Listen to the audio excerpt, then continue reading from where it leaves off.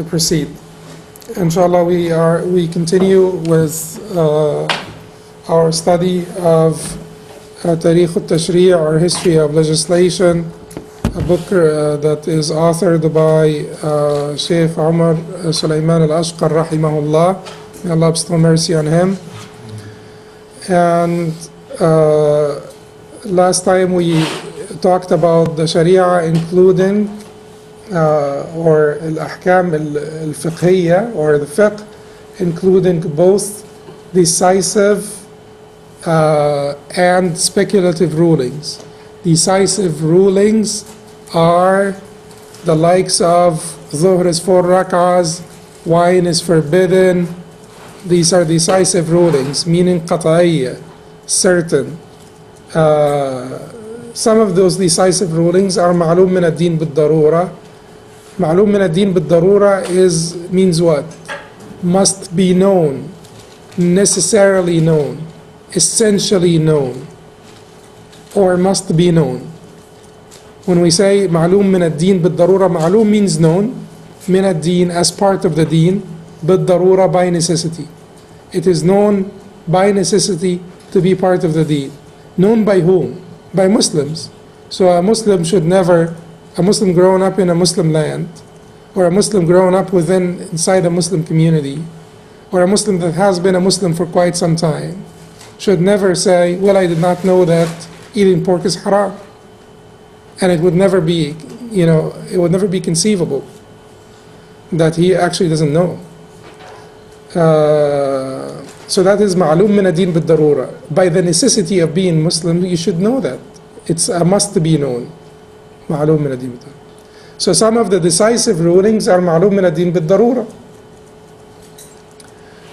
Those are the decisive rulings that are known. Some of the decisive rulings are not necessarily ma'lum min ad-din bid-darura, because there are many decisive rulings that some of them are known by the scholars only, and it is not ma'lum min ad-din bid-darura.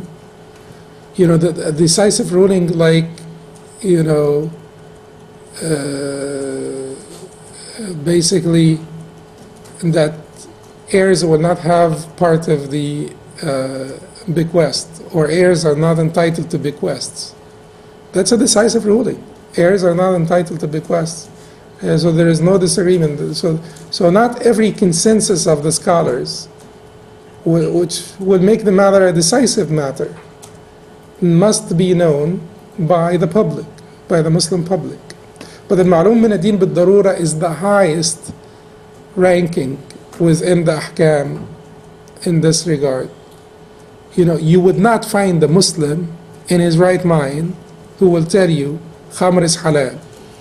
You will not find a Muslim in his right mind who will tell you zina or stealing or sariqa is halal.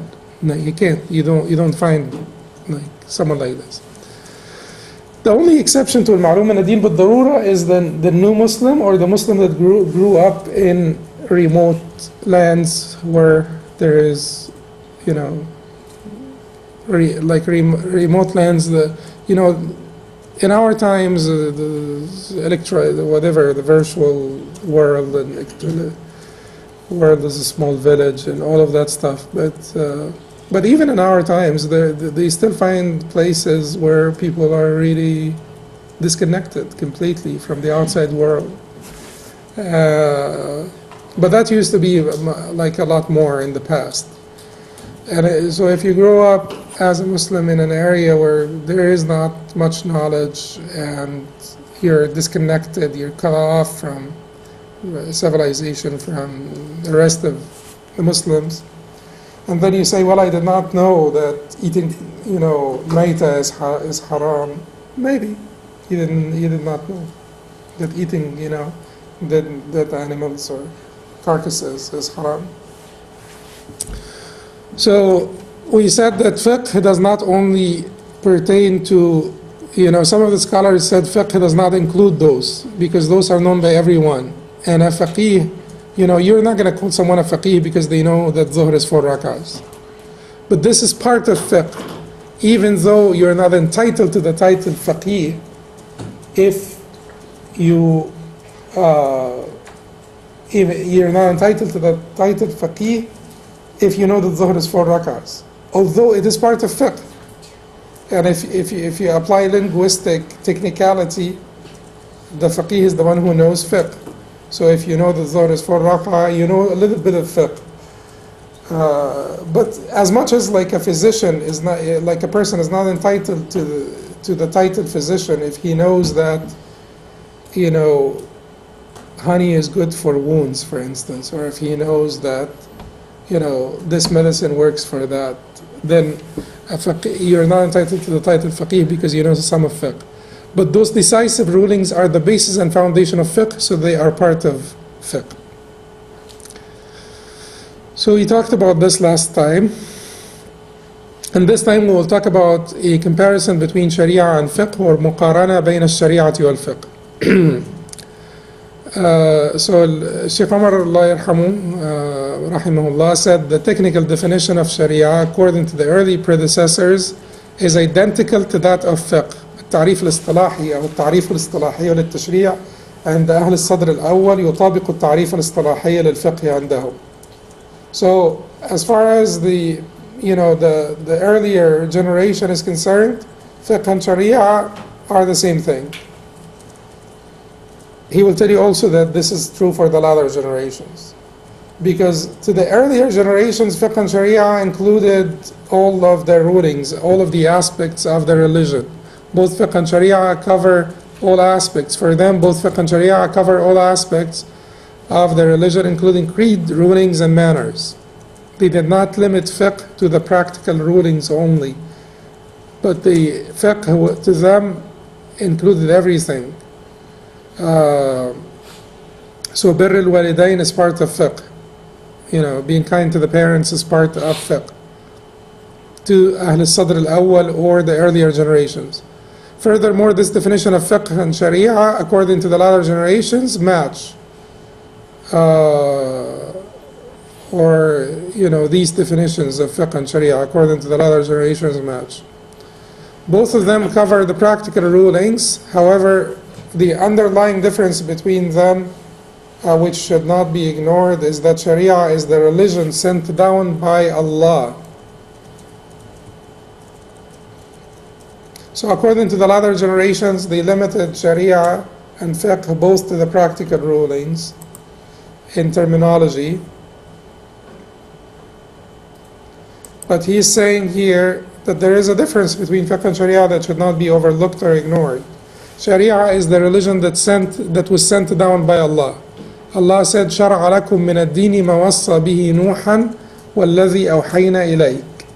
He prescribed for you in religion that which he prescribed or that which he recommended to Nuh, and that which we revealed to you. Shara alakum means he prescribed. So the Sharia is from Allah subhanahu wa ta'ala. Sharia is from Allah subhanahu wa ta'ala. Whereas fiqh, he says here, Shaykh Umar rahimahullah, is our understanding of this Sharia. Fiqh is our understanding of the Sharia. If our understanding is correct, fiqh is then in agreement with Sharia. On the other hand, if we misinterpret the truth sent down by Allah, this misunderstanding is not to be considered the representation of Sharia, but it still remains within the realm of fiqh. And we said the reason why it remains within the realm of fiqh is what? Because you cannot, take it out. These are fuqaha that produced fiqh. They were mujtahideen, entitled, had the capacity, had the tools, and this is their understanding. So it is not in your authority to remove this from fiqh. But is it the Sharia? Not always. If it is correct, it is the Sharia. If it is not, then it is not. But since we cannot, except in a few matters, we cannot determine by certainty that someone actually made a mistake. So he says here we can pinpoint the difference.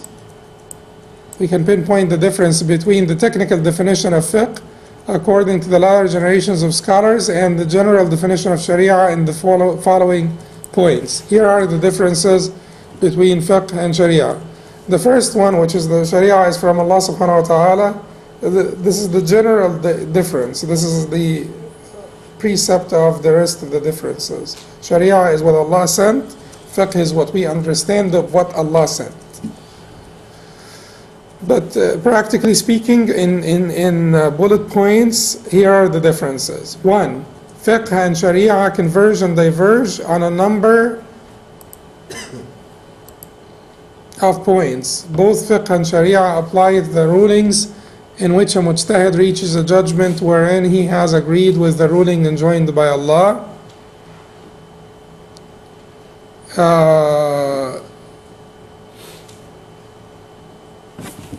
Fiqh differs from Sharia when it refers to a ruling wherein the mujtahid, in fact, in order for me to stop this from popping up here, I should disconnect myself.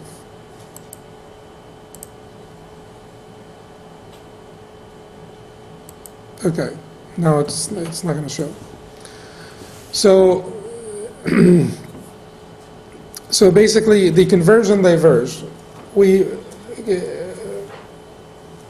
say بينهما عموم وخصوص. The word بينهما عموم وخصوص. عموم is from عام. عام is general. عموم is generality. خصوص is from خاص. خاص is specific. Which means what? When we say between them there is عموم and خصوص. It means that sometimes one of them is more general than the other, and sometimes the other is more general than the other. That is what it means when we say بينهما عموم وخصوص. So sometimes fiqh is more general than Sharia. Sometimes Sharia is more general than fiqh. In which way? How could this be true? That sometimes fiqh is more general and sometimes Sharia is general. It depends on the angle that you're looking from. So basically, Sharia, fiqh is our understanding of Sharia. So fiqh includes all of the positions of the scholars, whether they were correct or incorrect. So in one particular matter, you could find 9 opinions. In one particular matter, you could find 20 opinions. So Ibn Hajar al-Asqalani mentions, rahimahullah, 20 different opinions concerning Salatul Asr. Concerning as-salatul wusta, the middle prayer. حافظوا على الصلاة والصلاة الوسطى. Preserve the salah, your prayers, and the middle prayer. What is the middle prayer that's mentioned in this ayah? So Ibn Hajar al-Asqalani rahimahullah mentioned 20 different opinions of the scholars concerning the middle prayer. Now at the end of the day, we believe the most authentic position is that it is Asr, Salatul Asr, because there is a hadith from the Prophet ﷺ. But there are other justifications for the 20 other opinions. So those 20 opinions, that is all fiqh. But it cannot be all Sharia, because Allah meant one thing with this, you know. So, and when the scholars disagree and one says halal and one says haram, to Allah it is either halal or haram. You know, but the 20 opinions will be considered fiqh, and the Sharia here is one opinion, is one of these 20. So which one is more general here, fiqh or Sharia? Fiqh is more general, because fiqh has the 20 opinions. It's more general, it includes all the correct and incorrect, everything is included under fiqh. So when does Sharia become more general than fiqh? Has more umum, aam, more general than fiqh.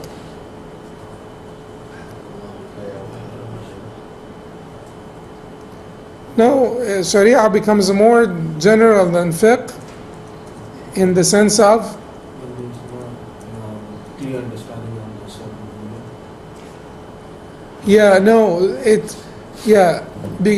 because Sharia is let me tell you this. The names and attributes of Allah, part of the Sharia or not? Yes. Part of fiqh or not? No. Part of fiqh in the general understanding of fiqh according to the earlier generations, which included the understanding of the whole deen. But fiqh as we know it, in the technical definition, does not include that. Does not include the types of hearts, and does not include, the prohibition of arrogance, and doesn't include any of that. So Sharia is 3 different components. Fiqh is one of them. Sharia is 3 different components. What are the 3 components of Sharia? Aqidah, creed, akhlaq, character, and ahkam, rulings. Aqidah, creed, akhlaq, character, ahkam, rulings. Ahkam is the plural of hukm, ruling. Okay, so in this way we know that there is this umum and khusus, or sometimes one is more general and at other times it's more specific. Now, number 2, unlike fiqh, Sharia is complete and all-inclusive. Sharia covers the broad spectrum of fundamentals and principles that are mentioned. We're not talking here about akhlaq. Even in fiqh, Sharia is broader in spectrum, and I will tell you how. Even when it comes to fiqh. We said when it comes to fiqh, fiqh is more general because it includes all of the opinions. But that is not, that is from that angle. But there is another angle to look at Sharia and fiqh and say that actually Sharia is more inclusive, covers a broad spectrum of fundamentals and principles that are mentioned in the Noble Quran and the Prophetic Sunnah. Based on these principles, we derive rulings which cover every aspect of our lives. As for fiqh, it is the opinions of the mujtahid scholars derived from the Holy Quran and the Prophetic Sunnah. It is limited. Can you extrapolate from the statements of, Imam al-Nawawi or Imam ibn Taymiyyah? No. You don't extrapolate from their statements. Their fatwa is limited to what they talked about. But the statements of the Quran and the Sunnah, they give guidelines from which you branch off, you extrapolate. So they cover all aspects of life, whether directly or indirectly, whether explicitly or implicitly. But they cover all aspects of life. But the fiqh produced by the scholars is limited to what the scholars talk about. So the fiqh of the 2nd century after Hijrah included the rulings of surrogate mothers,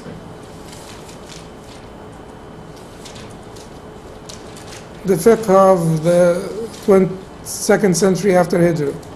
Did it include the rulings of surrogate mothers, IVF, short sales, and like the 200,000 other transactions they make up every day? Okay, did the Sharia include those rulings? Yes. Otherwise we would be lost now.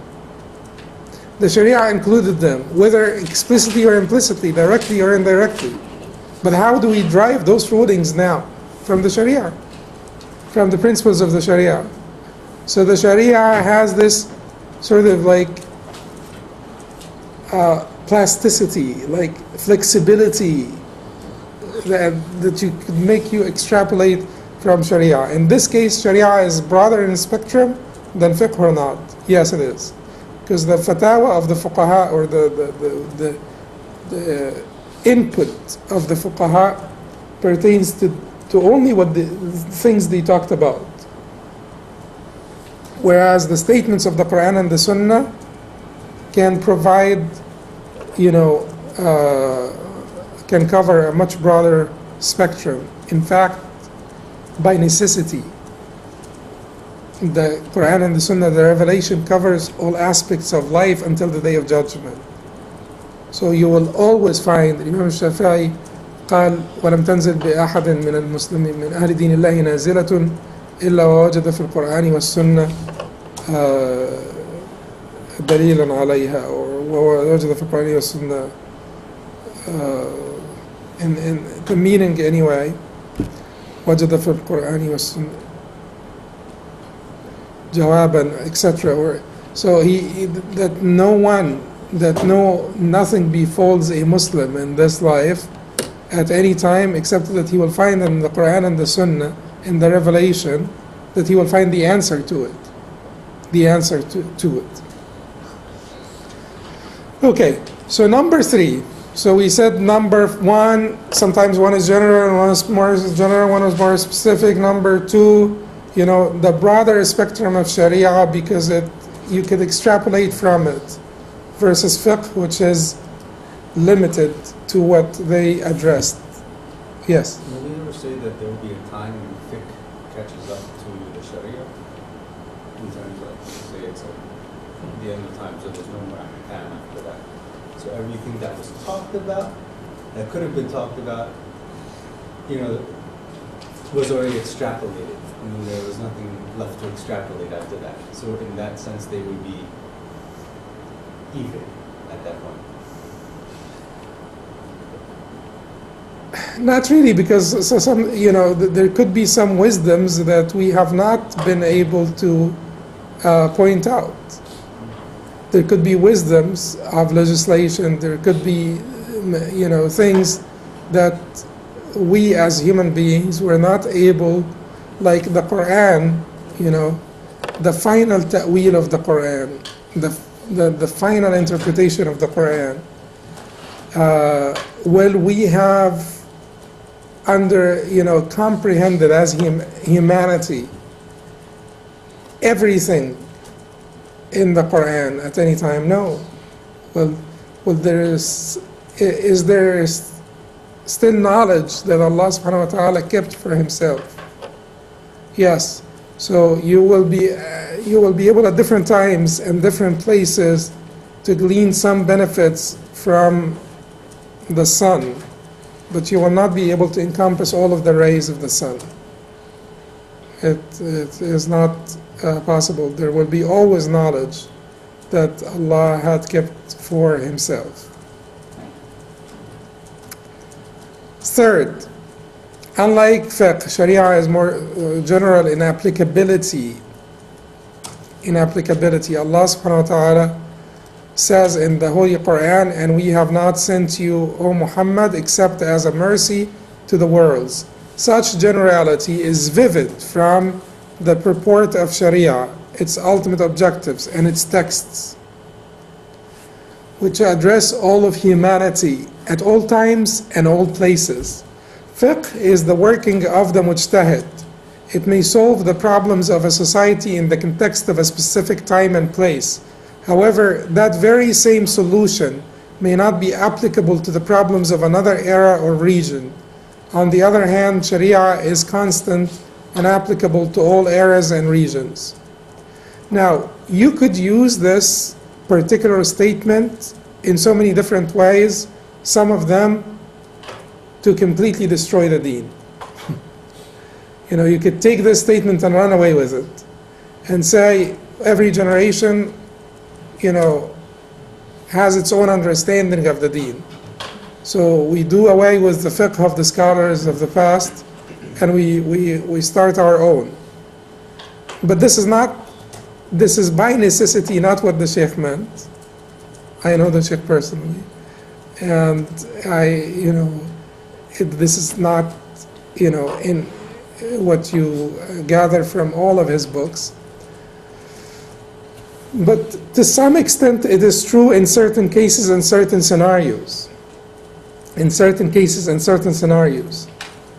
That the customs of people, time and place, are not consequential to the ahkam or the rulings of the Sharia by themselves. So the change of time and place is not consequential. However, time and place are vehicles, containers receptacles of different conditions, situations, circumstances, extraneous factors that will affect the ruling. So if you were able to identify, if you were able to identify that the ruling based on the Sharia, changed over time, then in this case, you may say that time and place are consequential, but not by themselves, because of the circumstances within that will make the ruling change. Examples, because usually examples are, more helpful than just theories. Whether or not it is, but I'm giving you the example whether or not the ultimate conclusion is right. So Uthman ibn Affan radiallahu anhu, when he found that the people have become corrupted, felt that, luqatat al-ibil, that when you find a camel, you should not leave it alone until its owner finds it.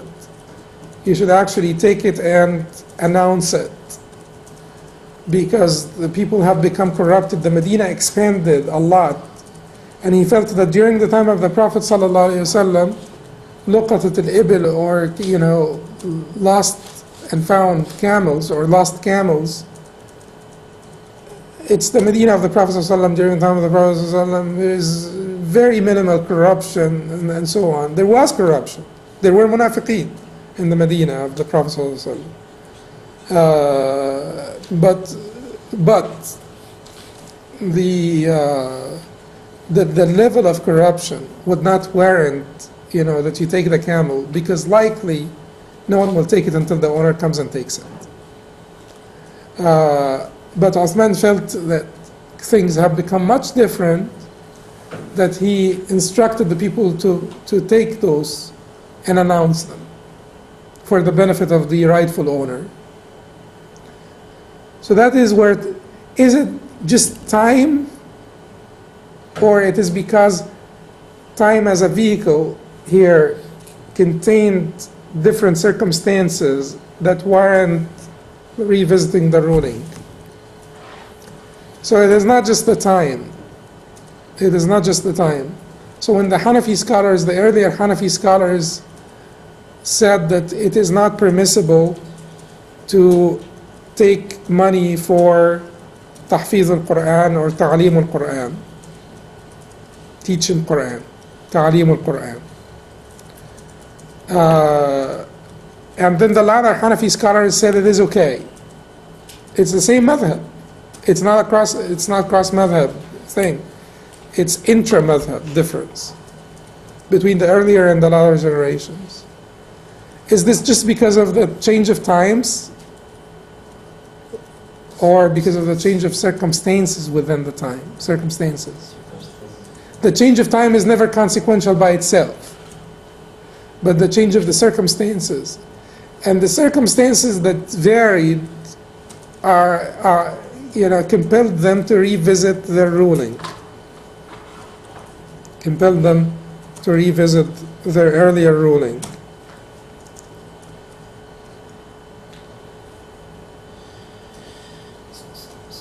And yes, So the original ruling. the circumstances earlier on, the original ruling was basically to honor the Quran above, to honor the teaching of the Quran above being something with which material worldly gain would be sought.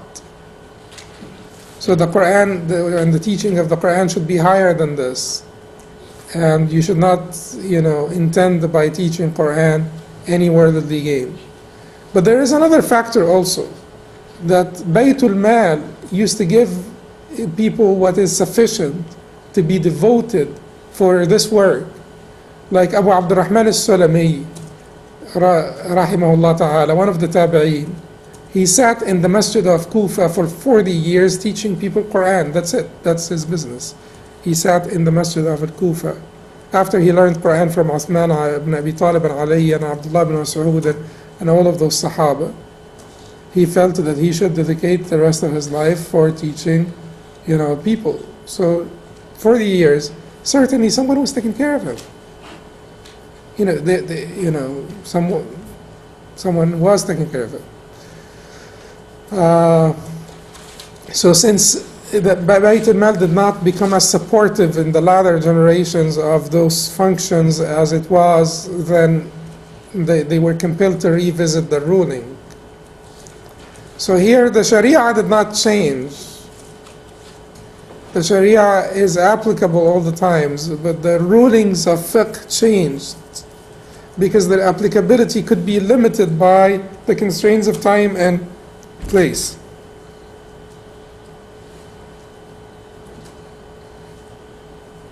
So the second position of the Hanafi scholars it did not depart from Sharia, but it departed from the fiqh of the earlier Hanafi scholars. Yes, Abdullah, did you have? I just want to say, as long as the circumstances are different in different region, then it's worth revisiting the ruling. Can what? As long as the circumstances are different in a different region, you have to revisit the ruling. Yes. We said time and place are the same.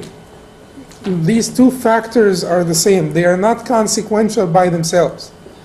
So you can't say that because we are in America, because we're Americans, so this is okay for us, everything is permissible. Or like people say, wake up, you're in America. This is... So you want to tell them, you wake up. This is Islam, doesn't change. But now if you find circumstances that would warrant a departure from the ruling in Morocco, for instance, then you would employ those circumstances. And we know that customs of the people are consequential. Customs of the people are consequential. So this is a very stark example on when, the circumstances would warrant a departure from the rulings.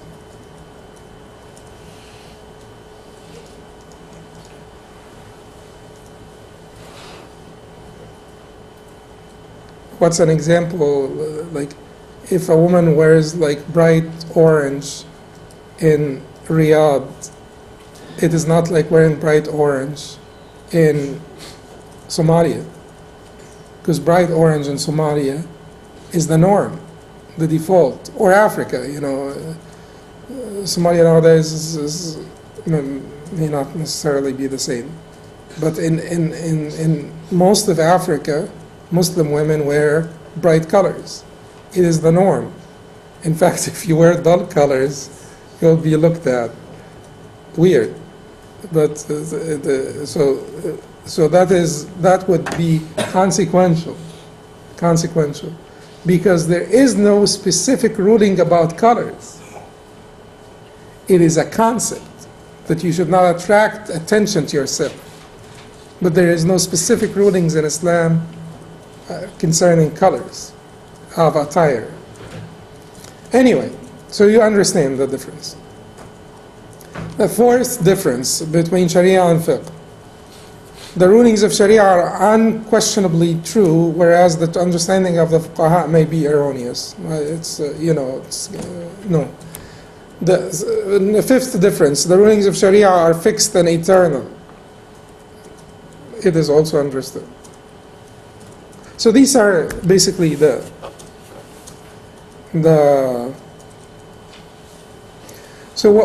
could we say that the rulings of Sharia are fixed and eternal, and we say that the rulings of Sharia are flexible and broader spectrum, and they can have this flexibility, change of time and place, because the principles are fixed. The principles are fixed. It is the idea that this particular action is closer to this principle that will make it halal, or to that principle that will make it haram. The principles are fixed, they are staying there in their place, they don't change. My action during this time, within this circumstance, in that particular location, my action is closer to this or closer to that. That is where the fuqaha, that's the work of the fuqaha. So basically, Sharia has this principle and has that principle. Sharia has the principle of honoring the Quran, for instance, and deeming it.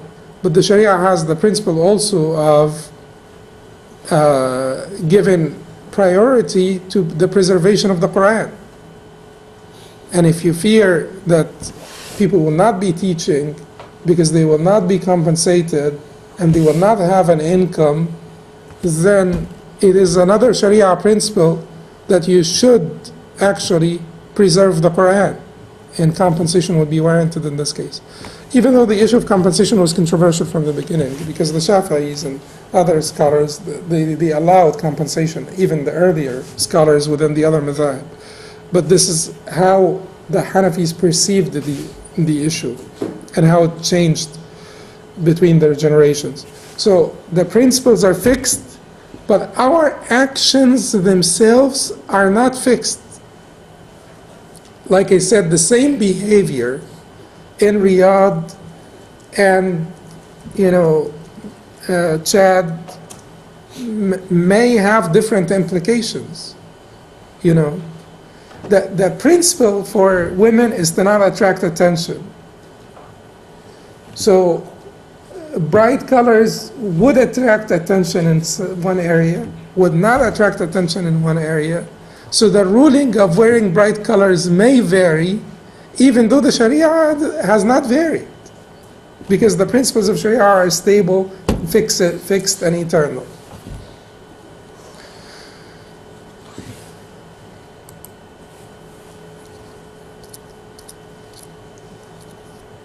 Could you also say, and this may be like treading in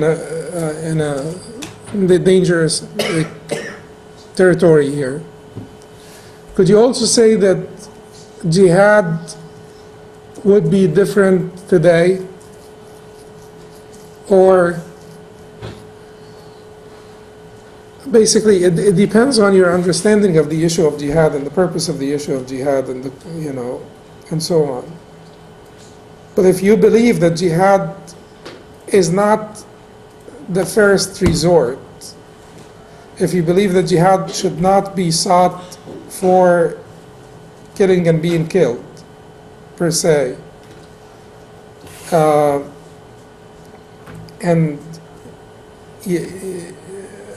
people have very different understandings of this issue. But although we believe that jihad is not limited to defensive, struggle, but when it is basically when you take the initiative, are you taking the initiative? Are you compelled to be fighting your next door neighbor all the time? We don't believe that, because the Prophet ﷺ, as we said, دعوا الحبشة ما وضعوكم واتركوا الترك ما تركوكم ولا تتمنوا لقاء العدو فإذا لقيتموهم فاثبتوا. Allah said, وإن جنحوا للسلم فاجنح له وتوكل على Allah. So Allah said, and if they are inclined to peace, then you should also be inclined to peace. The Prophet ﷺ said, do not wish to confront your enemy, but if you do confront them, then be patient. He said, leave alone the Turks as long as they leave you alone, and leave alone the Abyssinians as long as they leave you alone. He signed treaties of peace with people, and when we sign a treaty, we don't violate it. Yeah, Allah said in the Surah Al-Ma'idah, يا أيها الذين آمنوا أوفوا بالعقود وحلت لكم بهيمة. O you who believe, fulfill your covenants, to the end of the ayat. So, but with the fact that war nowadays is different from war during the time of the Prophet ﷺ, would make us even more inclined to looking for alternatives and to trying to avoid war. Nowadays means what? Means, massive deaths of civilians and non-civilians, and is very indiscriminate. Using like bombs and rockets and artillery and so on, is completely different from, two different, armies going out, because they did not fight in town, they fought, outside in the battlefield. So two different armies of capable men going out with swords and spears and arrows and so on to settle a dispute. And so when you do this and you sort of break the army, the casualties within the life of the Prophet ﷺ from both sides were about a little more than 1,000. That is from both sides. The 27 expeditions, the two sides, Muslims and non-Muslims, casualties were limited to a little bit more than 1,000. In return for this, in return for some casualties amongst capable men that are fighters, you liberate the people from the oppression of their rulers. In return for this, fighting the Romans, who suffered. The subjects of the Roman Empire were liberated. They said it. They attested to it. They swore by it, that the Ishmaelites came from the regions of the south to deliver us from the oppression of the Romans. So the price that is paid is this confrontation. And this confrontation takes courage on the part of the Muslims, takes dedication, takes sacrifice on the part of the Muslims that would make someone like Abu Ayyub al-Ansari, continue to fight through his mid-80s, where he died at the borders of Constantinople. So that determination, courage, sacrifice. And so you break that army and you deliver the people from the oppression, and that is the price you pay, and that is the reward you get. So the balance here of the benefit-harm on the benefit-harm scale is quite obvious. It's quite obvious. Those tyrannical armies that subjugated, humiliated, oppressed, nations throughout, the world, the inhabited world in the past.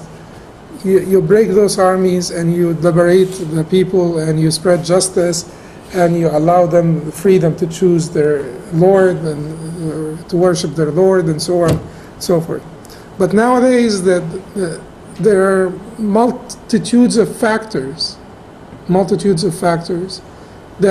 will have to be considered. This is not basically liberal, modernist, cowardly talk. This is just, consider it. The difference between the price that is paid is humongous, is huge. And the Prophet ﷺ said that it is of the signs of the day of judgment, or the approaching of the hour, وَأَنْ يَكْثُرَ الْهَرْجِ, the death will be prevalent, killing will be widespread throughout the world. So this is not something that is intended for itself. So the price is humongous. World War II, the casualty, the deaths in World War II were about 60 million people, compared to throughout the life of the Prophet ﷺ about 1,000. Just compare this to that. And nowadays, with nuclear weapons and so on and so forth, the war could be extremely pricey. On the opposite side,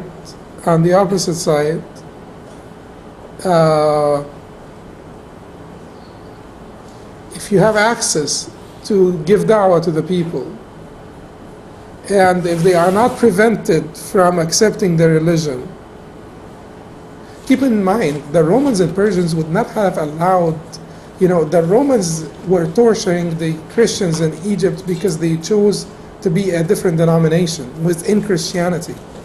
So people were, monks were being burned alive because they chose to be Orthodox versus Roman Catholic. So the Romans and Persians would have not freely allowed their subjects to just convert to Islam and then, exercised religious tolerance and so on, particularly if Islam, even though there was some degree of diversity of religions, more so like within the Persian Empire than the Roman Empire or the latter Roman Empire, they tried to cut down on this diversity. Constantine wanted to really unify the empire and give the empire one version of Christianity, not just one religion, but one version of Christianity. But at any rate, they would have not been quite, open, tolerant of the spread of Islam within their territories. Let alone the fact that they threatened the Muslims before the Muslims threatened them, and they violated their covenants with the Muslims before the Muslims attacked them. But in general, the price is different and the access to da'wah is present. So would you hasten to war in a case like this? No. So is this an example on where rulings may change, but the principles of Sharia are still the same? You still want to liberate the people from the oppression of the tyrants. That is clearly stated in Surah Al-Nisa to be the purpose of your offensive war. وما لكم لا تقاتلون في سبيل الله والمستضعفين من الرجال والنساء والولدان الذين يقولون ربنا أخرجنا من هذه القرية الظالم أهلها واجعل لنا من لدنك وليا واجعل لنا من لدنك نصيرا. Why don't you fight for the cause of the oppressed men, women, and children who cry out to their Lord, O our Lord, deliver us from this village whose people are oppressors, and send to us from you someone who will give us victory, and send to us from you someone who will give us support. Clearly stated, in the Quran. Part of this is the right to worship your true Lord, your one true Lord. This is a right that we do not, this is a right that is considered a basic human right. And any authority that will prevent you from worshiping Allah will be considered an oppressor authority. So it is not just limited to oppression, in the classical sense, but any authority that will prevent you from the worship of your one true Lord is an oppressing authority and will be treated as an oppressing authority. But like I said, if the access is now open and the price of war is a lot more costly, we would still be within the principles of the Sharia if we said, exhaust all of your means, avoid war. It has been always the last resort, but the earlier generations of Muslims needed to jump to that last resort quicker than we need to, for obvious reasons, not just limited to the Muslims. Watch the change of the geopolitical map of Europe over the Middle Ages. Borders have never been stable. This state identity, I am German, was never there until the time of the Renaissance, and after the time of the Renaissance, then the establishment of the concept of statehood itself. These were empires, and those empires expanded and shrunk and expanded and shrunk, and the subjects of those empires did not really worry much except about what? How much taxes will they levy from them? If that empire takes over, or this empire takes over, this ruling family or that ruling family, how much taxes will they collect? Will they be, fair or not? Will they collect too much taxes or not? And things of that nature. That's what the subjects worried about. Because there was no statehood. No, but honestly speaking, if you look at the Middle Ages, it is amazing. You know, how empires shrunk and expanded.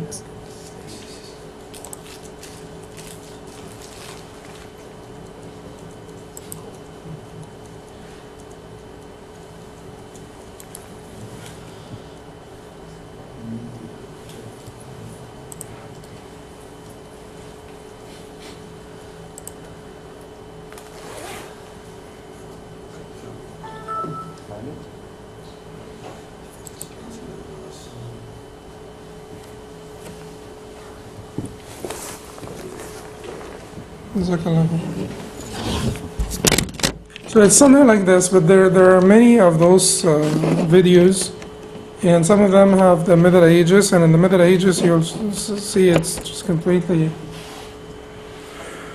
amazing.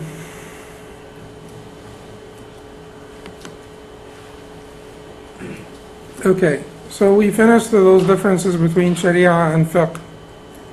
Now, the branches of Islamic fiqh topics. When the jurists compiled the Islamic law into fiqh books, they divided the topics of this law into two major sections: ibadat, acts of worship, and muamalat, transactions. Did everybody divide them into ibadat and muamalat?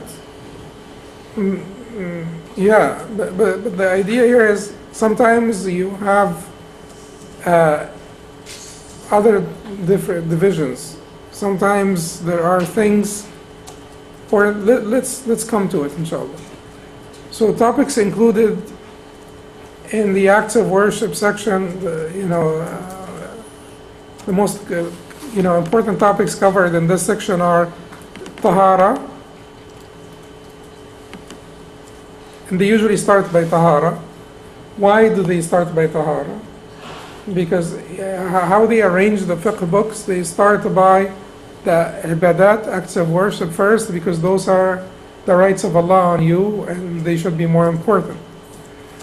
Then, out of the rights of Allah, they start by the pillars of Islam, right? Because those are the most important ibadat.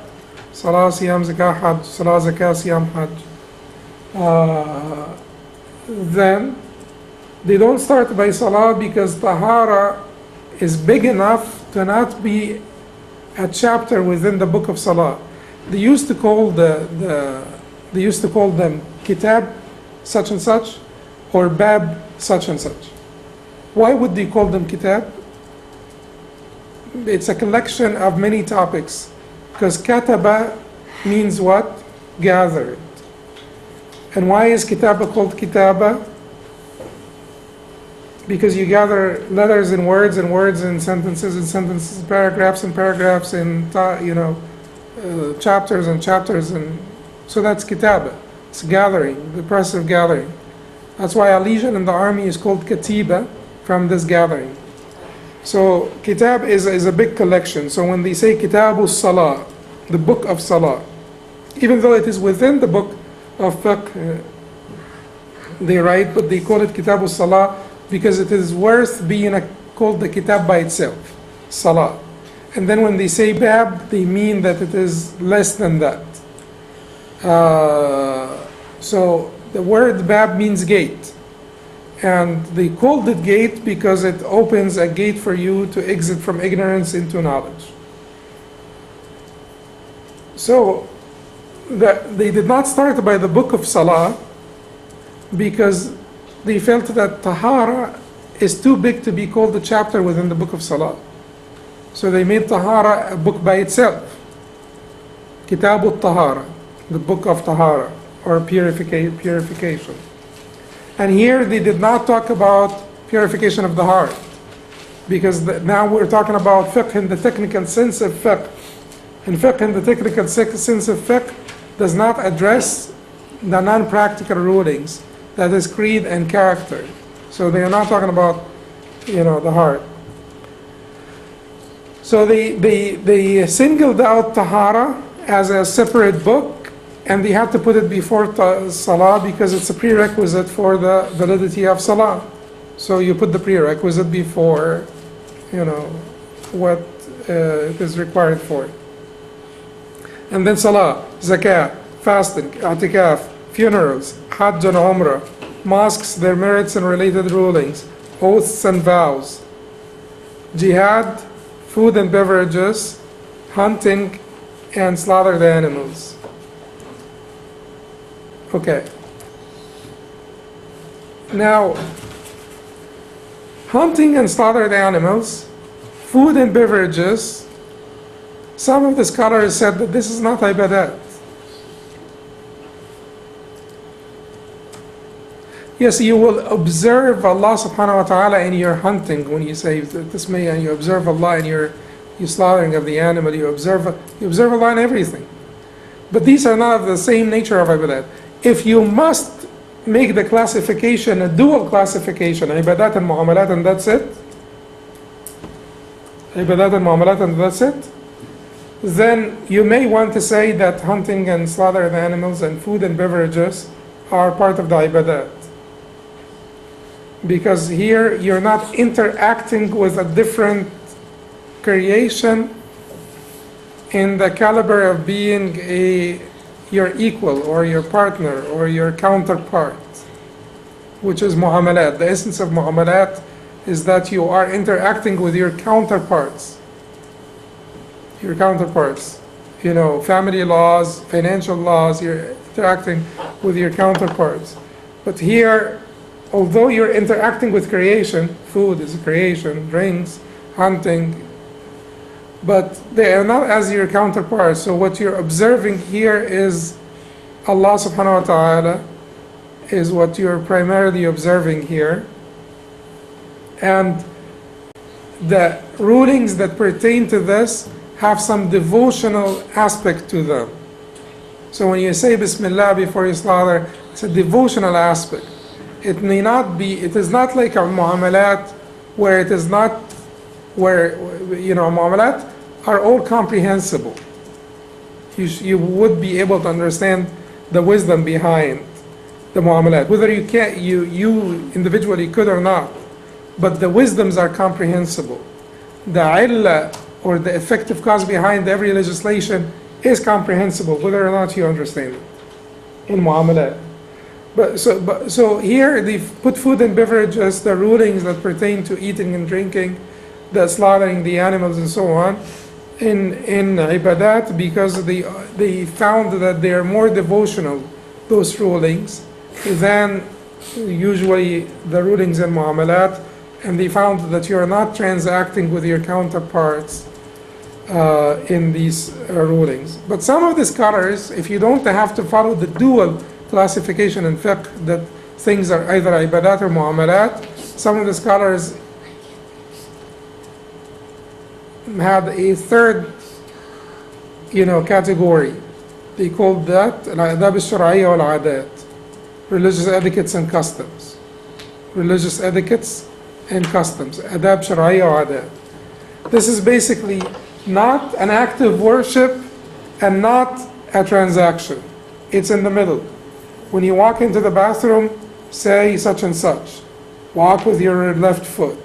When you walk out of the bathroom, say such as walk with your, how you dress and things like that. Dressing, these are not ibadat per se, they are not mu'amalat per se, there are customs, religious etiquettes, personal conduct, customs, and so on. Tadawi, seeking medicine, is part of this category. It's part of this category. What about jihad? Jihad was placed under ibadat here, although some of the scholars place it under mu'amalat, because it depends. If they are looking at the devotional aspect of it and they see that the devotional aspect is higher than the transaction itself. Some scholars said it's an interaction between you and other creatures. It's fighting, rules of fighting. So they should belong to mu'amalat. But the scholars who put jihad under the chapters of ibadat, they felt that the devotional part of it overweighs, overshadows that interaction. Because jihad is basically you're sacrificing yourself and your money. And the primary intent is the pleasure of Allah. You're primarily observing Allah subhanahu wa ta'ala.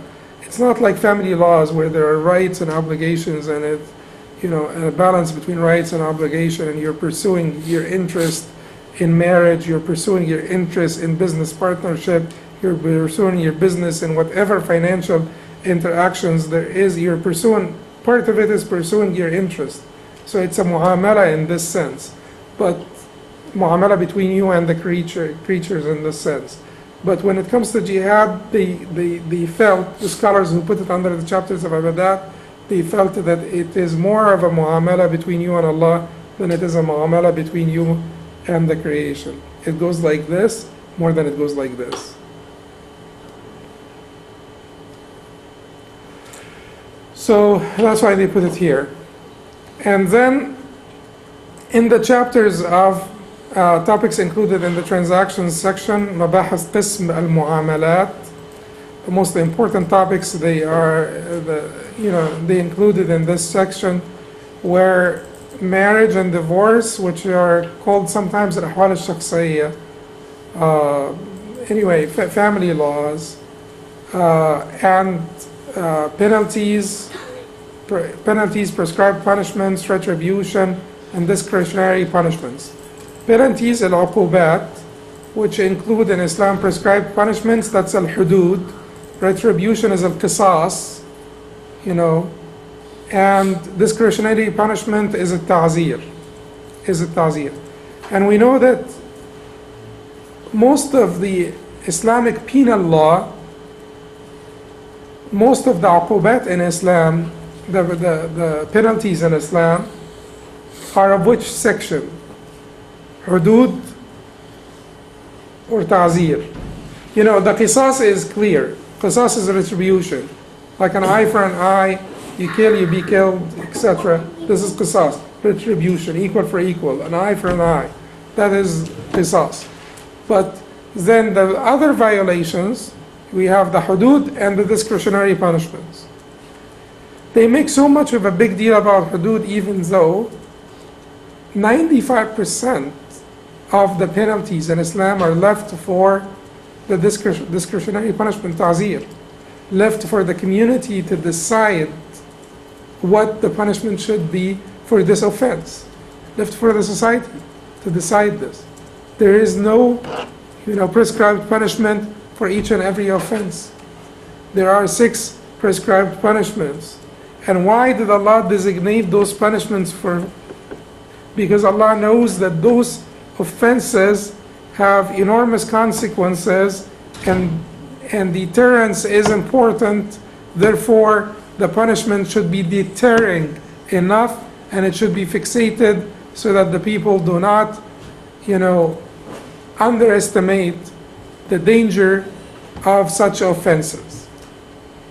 And it is not about the punishment as much as it is about deterrence. And how do you prove this? That it is not about punishment as much as it is about deterrence? Yes.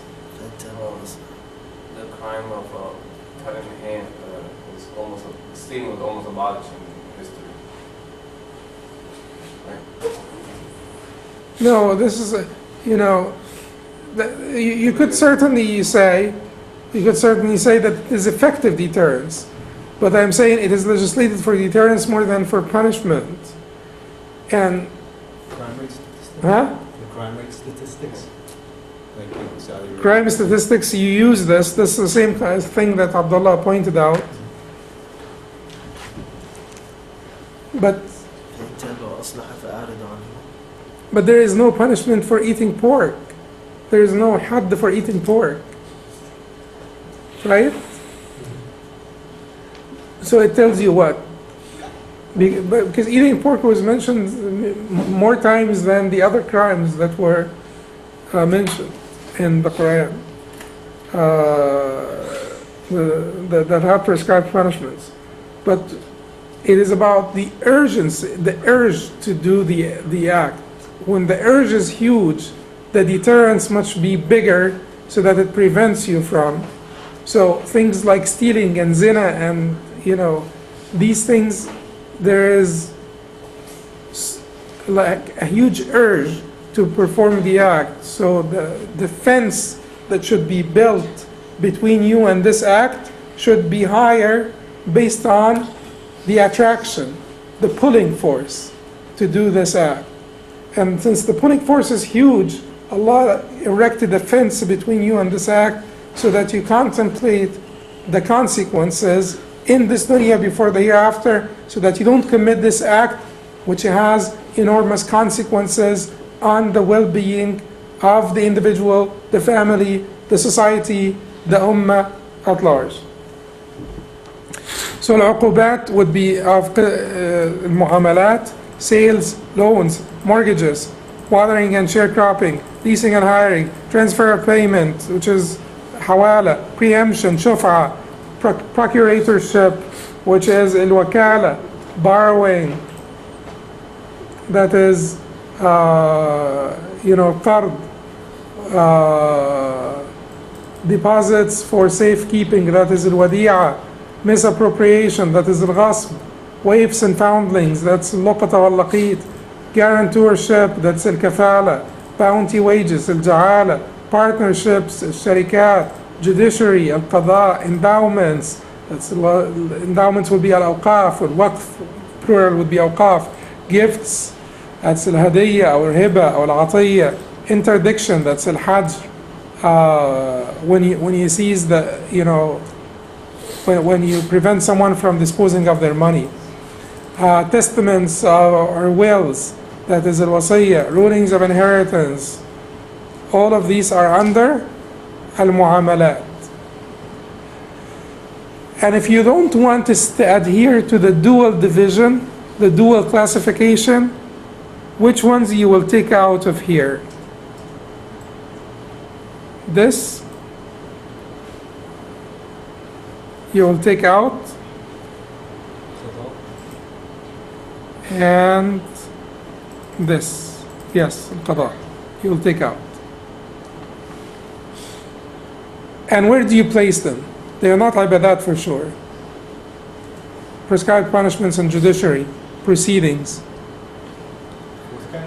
A fourth category, which is called the qada wal-hudud wal-jinayat. Qada and prescribed punishments and penal laws. Basically, in the scholars who wanted to put this in a fourth category observed what? Observed the difference in nature between these things and the rest of the transactions. Because here your interaction is not with your counterparts, your equal, partners in this world, the creation. You are having an encounter with the law. And the judge here, is the sort of the representative of the law. So this is an encounter that is a little bit different. This is not a matter of devotional ibadah, a devotional matter of worship between you and Allah only. This is not a transaction between you and the people only. This is a little different nature. Just like, food and drinks and dress code and these things are of different nature, so they figured that we put it in a third category, call it religious etiquettes and customs and so on. They found that these things have a different nature, so they put it in a different category and they called it qada wa hudud al-jinayat. And the difference is that it's not a pure worship and it is not an interaction with equals, it's interaction with the law and the representatives of this law. The difference between acts of worship and transactions, as mentioned previously, the majority of the fuqaha divided legal rulings into acts of worship and transactions. They noticed tangible differences that caused them to differentiate between them. Firstly, there is a difference in terms of the original purpose of both. If the first and foremost aim of legal judgments is to seek nearness to Allah, give thanks to Him, and seek good reward in the hereafter, then this type falls under the acts of worship, such as praying, fasting, charity, and pilgrimage. However, if the aim is to achieve a worldly benefit or to organize a relationship between two individuals, groups, and the likes, then this type is categorized under the section of transactions. The second difference between the acts of worship and transactions. The jurists noticed that in essence, the acts of worship are not logic-based. The text simply came regarding them, either commanding or prohibiting, and none grasps their ultimate reality but Allah. Why do you pray Dhuhr 4 rakahs, Maghrib 3 rakahs, Asr 4, Fajr 4? You know, someone would say, well, it's, you know, I would say, had I done it, I would have made Dhuhr 2 rakahs because you're busy working, or Fajr 4 because that's the beginning of the start. But this is not. But anyway, the idea here is it is not comprehensible. It's a devotional matter that we just do it as commanded. Can you say the same thing about the prohibition of wine or the prohibition of usury? No. Quite comprehensible. Quite comprehensible.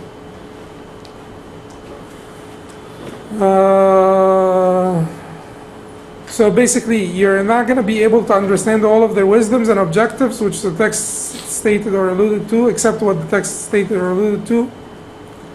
And whenever the text alludes to some wisdom, you're not going to use this for qiyas, because the acts of worship are very fixed, you know, and there is very limited room for qiyas. Nothing more effectively proves their being strictly devotional matters than the fact that many of its elements are not understood by the mind. Even if one could grasp the wisdom behind them, this only occurs in a general sense. As for customs, they usually carry some clear significance which the human mind can perceive many of its secrets. For this reason, when the wise people legislated during the absence of the divine messages, their discretion led them to correctly legislate, and many of their legislations were later confirmed by Islam. You know, you find a lot of laws in previous nations that are quite acceptable Islamically. Why? Because by default, Allah had given you, you know, the capacity to sort out between right and wrong and to realize your benefits in this life without the deen. By default, you should be able, but not absolutely, not generally, not all the time, and not to ultimate perfection. Why not absolutely and generally? Why not absolutely and generally? Because you have, although Allah gave you that discretion, mental discretion, Allah gave human beings the mental discretion to distinguish between right and wrong. Tahsin wa taqbih, al-aqli, which is the mental considering of something hasan, good, beautiful, or qabih, ugly, bad, evil. So tahsin wa taqbih al-aqli, or the considering of something bad, or is a capacity that human beings were given, but limited. Somewhat limited and clouded by human aggression, human transgression, you know, human vanity. So many laws that were made in the past showed human aggression, humans being aggressive towards other humans, you know, humans not holding the rest of the humans equal, you know, colonialists and their subjects, you know, masters and slaves, and so on and so forth. These laws that were made that, you know, were departures from that quality that Allah had given us, which is the ability to sort out right from wrong. When did we depart? When we failed to see the whole picture because of our limited vision, narrow or short. Sometimes it's narrowness, sometimes it's shortness. Limited vision, that is one factor that affects the default, which is human capacity of distinction between good and bad. تحسين والتقبيح العقلي. A hiba, a gift that Allah had given us, has two defects. One, our limited, vision, understanding, shortness or narrowness. Two, our vanity, aggression, transgression, etc., that clouds it.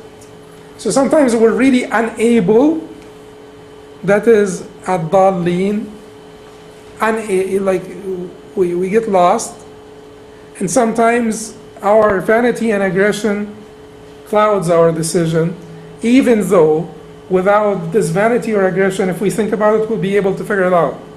It is not because of our short or limited vision or narrow vision or so on, which is true sometimes. Sometimes you excel in making a decision or a law, and you really want the best interest of your society, and you get it wrong because of your limited ability.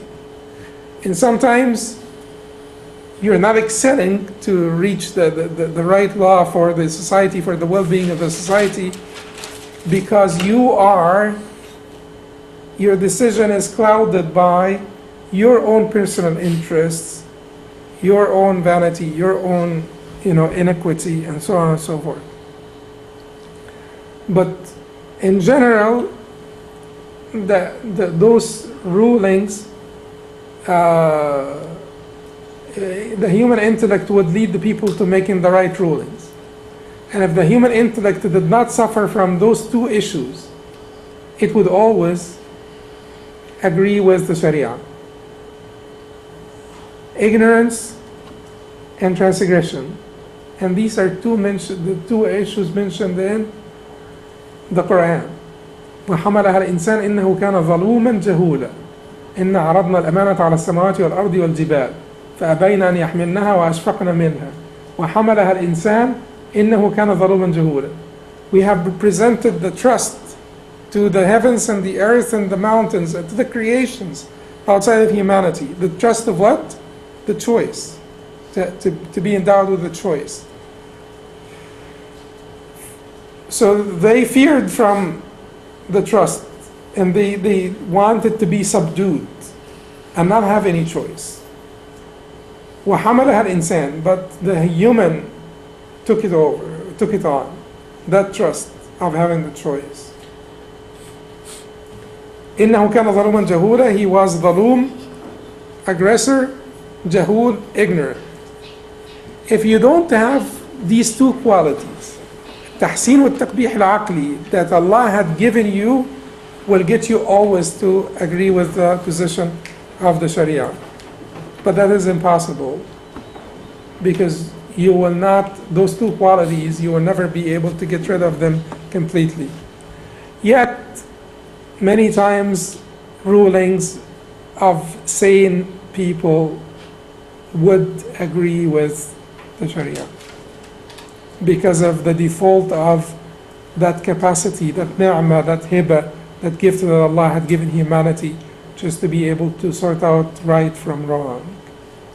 Everybody would agree that cruelty to animals is bad, right? Regardless of their religion. Of course, there were instances.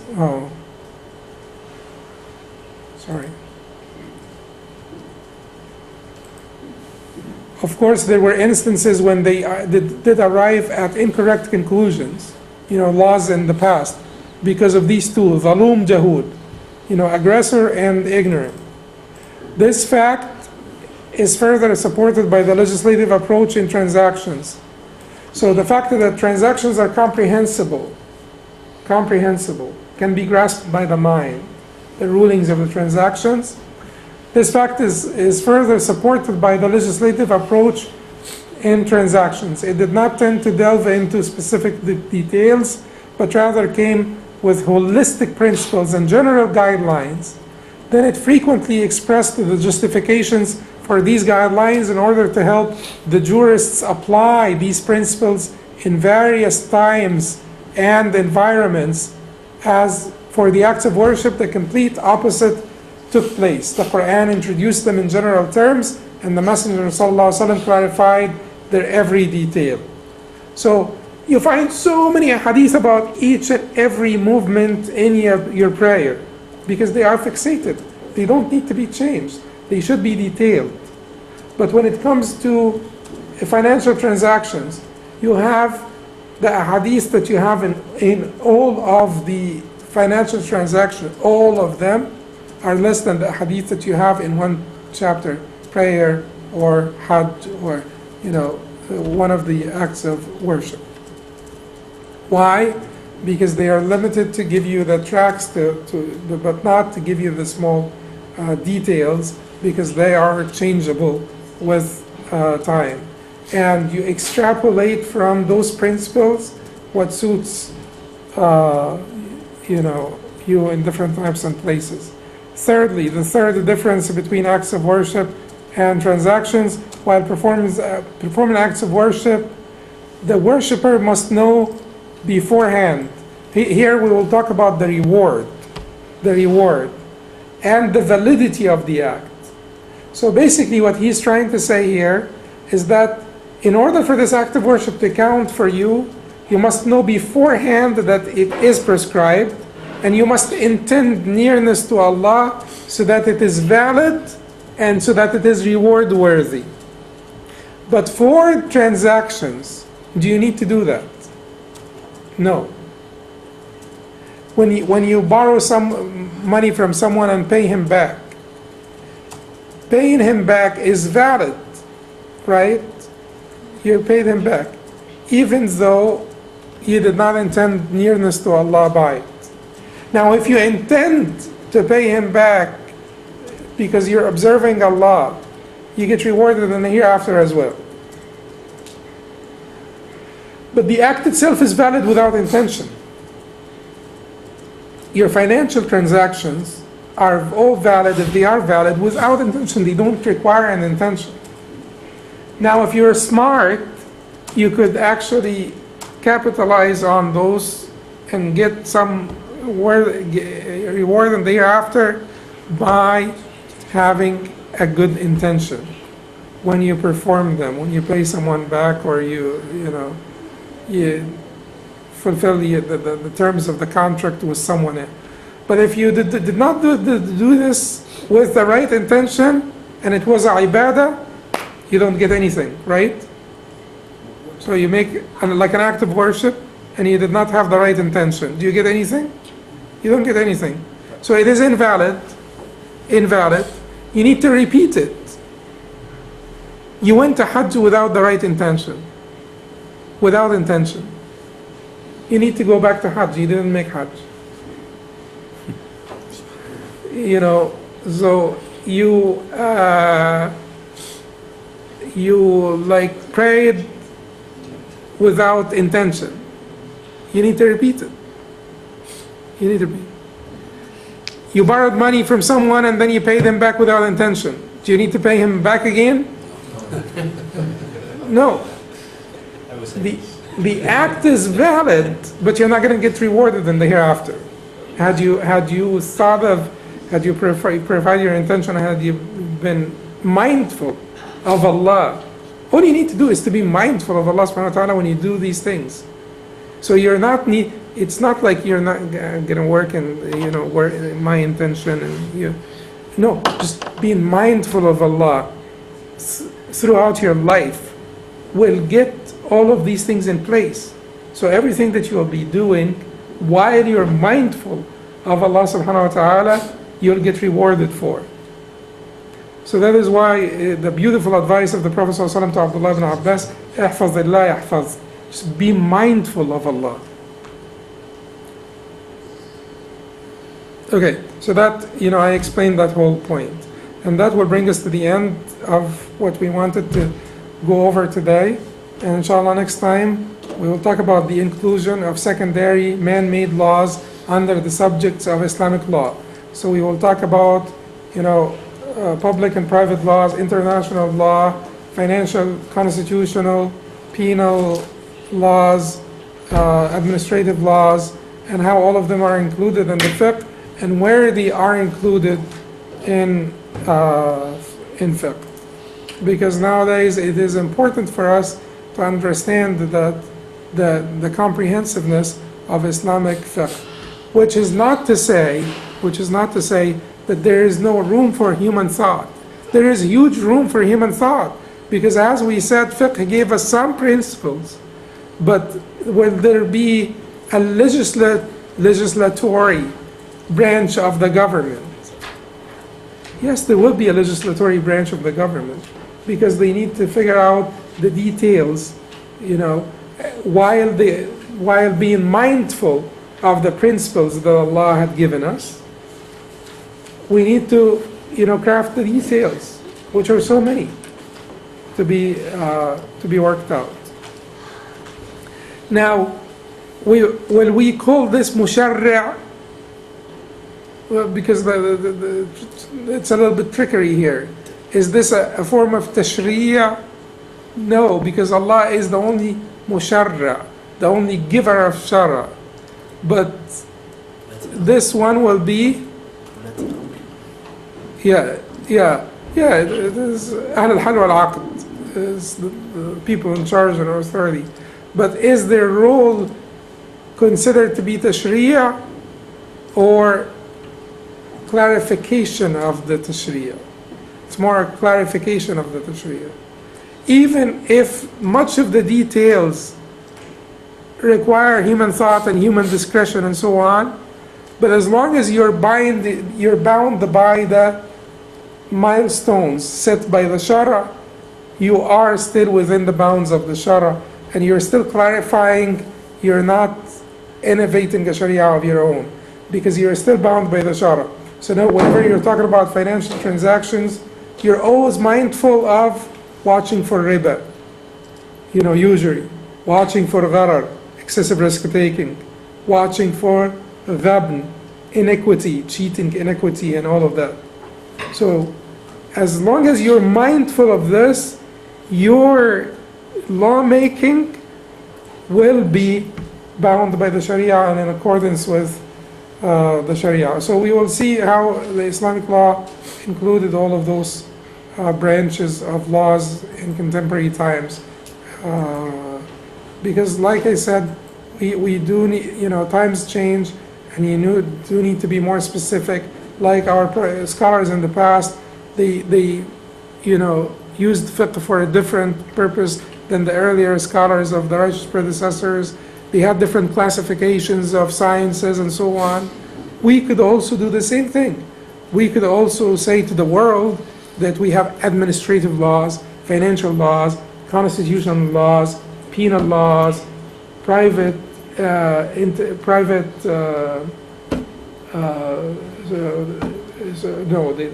private, public laws, whether they are foreign laws, foreign public laws, that's called international laws, or domestic public laws, and their divisions are such. This would not be innovating. This would be just like living your time, and would not be innovating, because you will take the fiqh and rearrange it so that it corresponds to all of this.